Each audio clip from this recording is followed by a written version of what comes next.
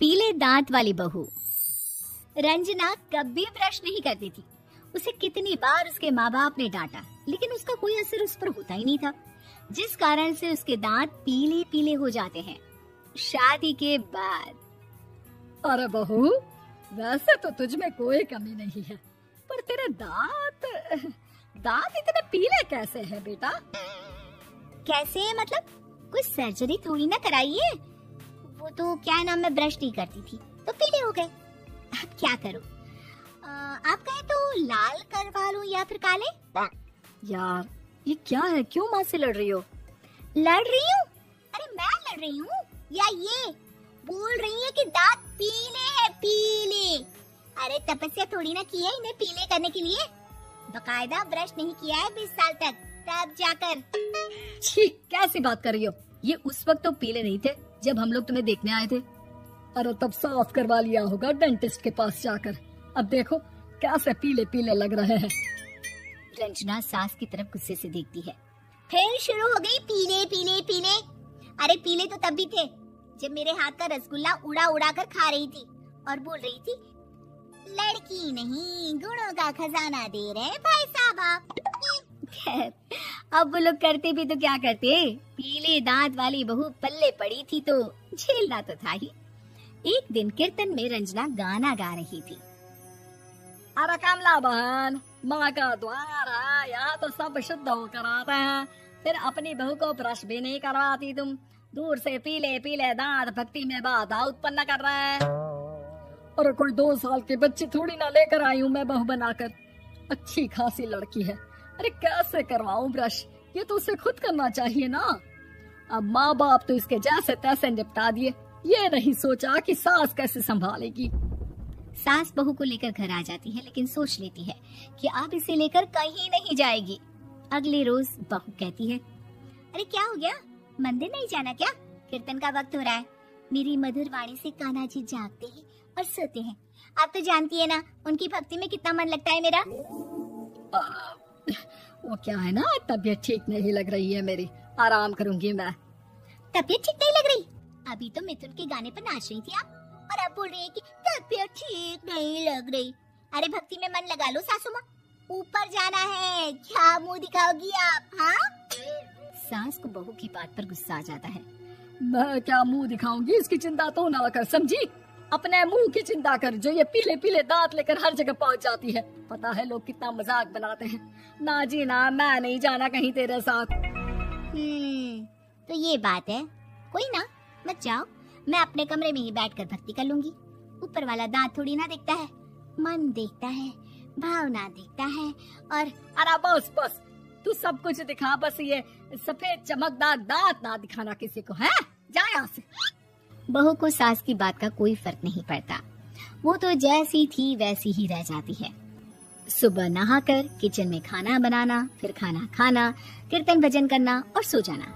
एक दिन, माँ जी मैं सहेली के घर जा रही हूँ, शाम को लेट आऊंगी। हाँ हाँ तो जाना, मैंने कौन सा तेरी आरती करनी है घर पर बैठकर।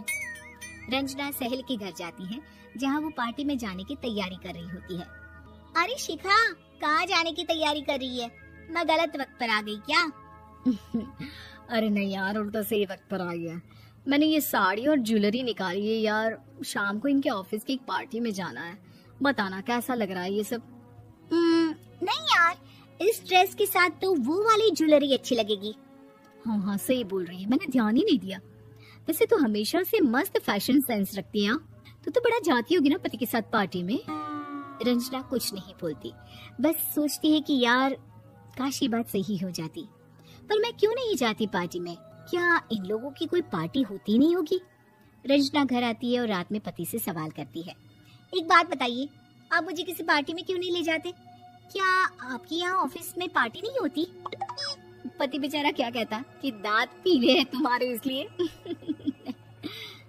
अरे कोई पार्टी होती नहीं हम लोगों के ऑफिस में, तो कहाँ से लेकर जाऊँ? और मार्केट, मॉल, कहीं वीकेंड घूमना, कहीं तो। अरे यार सारे हफ्ते में एक छुट्टी मिलती है, तो सोचता हूँ कि आराम ही कर लूँ। क्यों? रंजना मन मार के रह जाती है। पहले कभी सास के साथ मंदिर जाया करती थी, लेकिन वो भी सास ने ले जाना बंद कर दिया। घर बैठी बैठी रंजना बोर हो जाती है, तभी उसे आइडिया आता है और वो मायके जाने का सोचती है। सासू माँ, 2 दिनों के लिए मम्मी के घर जा रही हूँ। अच्छा ठीक है, आराम से जा। और हाँ, माँ से कुछ अच्छी आदत सीख कर आना कि कैसे शरीर के हर भाग की तरह दांतों की सफाई भी जरूरी होती है, समझी? शुरू हो गई ना आप। वो लोग आपकी तरह नहीं है कि छोटी छोटी बात का बतंगड़ बना दे। उन लोगों के लिए मैं मायने रखती हूँ, ना कि मेरे पीले पीले दांत।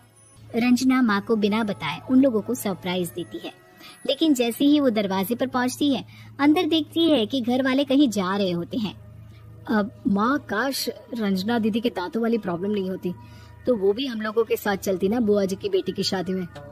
हाँ बेटा, लेकिन अब उसे कौन समझाए कि उसको उसके पीले दांत नहीं दिखते, लेकिन उसके आसपास के लोगों को कितना एम्बैरेसिंग फील कराते हैं।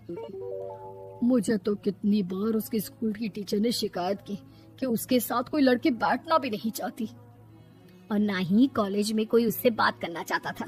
लेकिन पता नहीं क्यों उसे ये बात समझ में ही नहीं आती। कोई कमी नहीं है उस लड़की में, बस यही कि दांत पीले हैं। वो तो भला हो जीजा जी और उनकी माँ का, जो दीदी को जैसी है वैसे ही रखा हुआ है। रंजना को अपने घर वालों की बात सुनकर बहुत दुख होता है। वो सोचती है कि वो क्या करे, लेकिन फिर वो सीधा डेंटिस्ट के पास जाती है, अपने दांत चमकाती है और कसम खाती है कि वो रोज ब्रश करेगी। और क्या हो गया, तुम तो 2 दिनों के लिए गई थी ना, पर कोई ना, अच्छा है, चलो आ गई तो। रंजना सास के सामने आकर खड़ी हो जाती है और पूरी स्माइल करती है, उसके चमकदार दांतों को दिखाती हुई। हैं?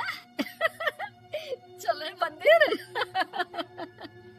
माँ, मुझे माफ कर दीजिए, मैंने आप लोगों को बहुत एम्बैरेसिंग फील करवाया।